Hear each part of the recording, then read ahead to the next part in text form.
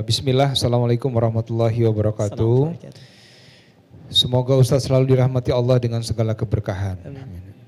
Ustadz, Afwan, saya ingin bertanya bagaimana memantaskan hati untuk selalu istiqomah dalam mencari ridhonya Allah.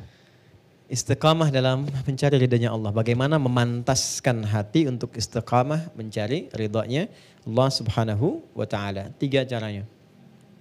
1, memperbaiki niat. Memperbaiki niat. Dalilnya di hadis Nabi SAW di Al-Bukhari nomor hadis yang pertama, Nabi SAW bersabda, "Innamal a'malu binniyat wa innama likulli imri'in ma nawa." Sungguh semua aktivitas kegiatan kita akan baik, tidak baik, serius atau tidak tergantung pada motivasi niatnya. Sekarang istiqomahnya mau dalam hal apa?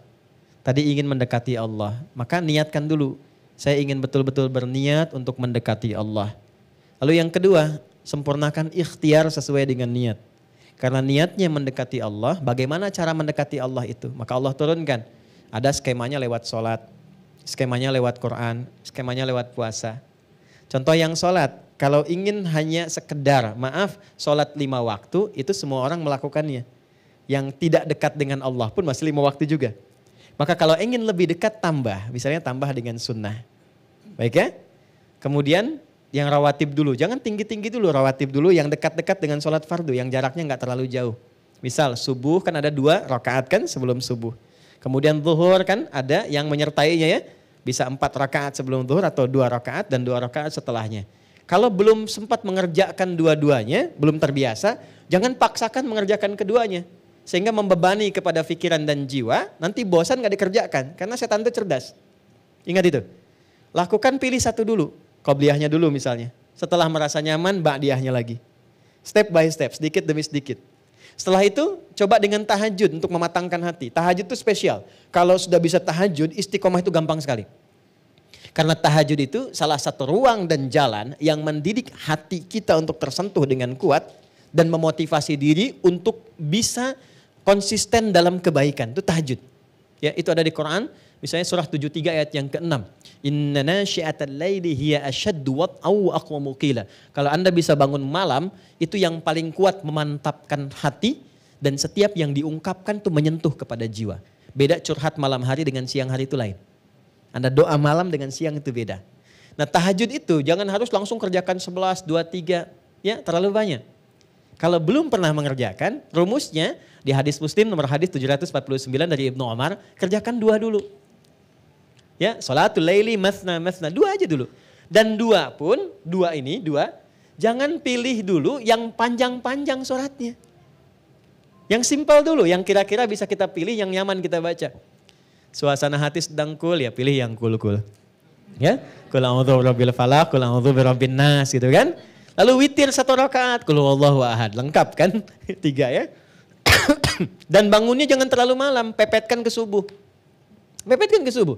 Sekarang misalnya kita dapati subuh 4.25 misal gitu kan. Bangunnya jam 4. Jangan terlalu jam 3 dulu. Ntar bangun jam 3, sholat tahajud 11 rakaat, subuhnya jam 7. Tidur lagi gitu kan. Ya pepetin dulu ke subuh supaya beban ringan kita dapati, dekat ke sholat fardu, nggak nunggu lama. Setelah nikmat itu baru tambah lagi 4 rakaat.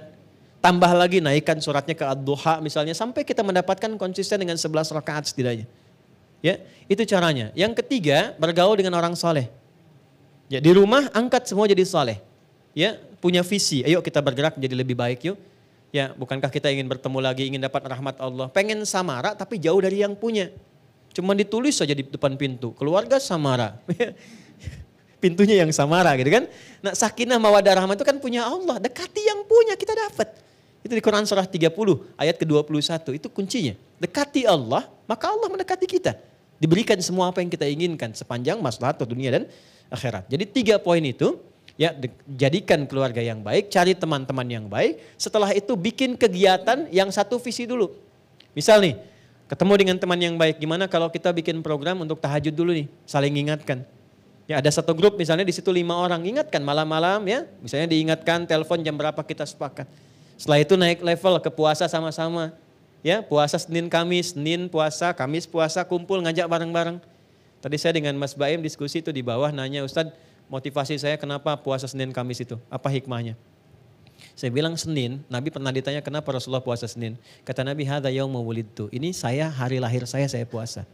Hari lahir saya. Pesannya di situ dua. Satu, dalam setiap hari kelahiran kita, syukuri itu kepada Allah. Apa hikmah puasa itu? Puasa itu bagian pentingnya adalah cara mendidik kita menjadi lebih baik. Makanya jarang ada orang sedang puasa berbuat buruk tuh nggak ada. Pemarah pun kalau sedang puasa nggak akan marah. Wah, dimaki orang nggak marah dia. Padahal udah 5:30, ya kan? Nggak marah. Ditanya istrinya, Pak kok nggak marah? Ntar habis maghrib. Habis maghrib dia lupa kan? Dia jaga tuh. Jadi singkatnya Pak, ketika puasa itu datang hari Senin, spiritnya boleh Anda puasa saat hari kelahiran. Misalnya Anda hari Rabu puasa, boleh silahkan.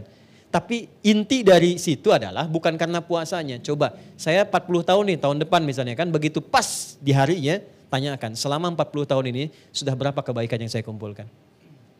Apa resolusi kita menjadi lebih baik daripada itu? Itu spiritnya. Yang kedua, kita mengharap dapat syafaat Nabi SAW. Dengan mencintai Nabi kita ikuti. Nah untuk yang hari Kamis spesial. Kamis itu kata Nabi waktu amal kita diangkat kepada Allah dan disampaikan oleh malaikat. Pesan moralnya apa? Enggak disampaikan pun Allah sudah tahu. Tapi kenapa ada redaksi seperti itu? Untuk menunjukkan bahwa setiap amal kita dicatat. Maka berusahalah menjadi baik. Maka bagaimana cara menjadi baiknya? Jangan baik personal. Ini yang sering jarang dilakukan. Sahur bareng-bareng dengan keluarga. Buka sama-sama, jangan baik sendirian. Kalau kita urutkan dengan pertanyaan-pertanyaan tadi, kenapa kalau saat berbuka kita tidak undang walaupun puasa sunnah? Berbukalah dengan ayah mertua, ibu mertua, ya kan? Dengan ayah, dengan ibu, sekalipun mereka tidak puasa tapi merasakan kenikmatan dari itu semua. Berbagi makanan, berbagi doa, berbagi kebaikan. Itu poinnya.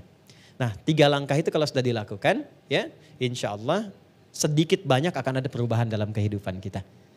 Jelas saya kira ya?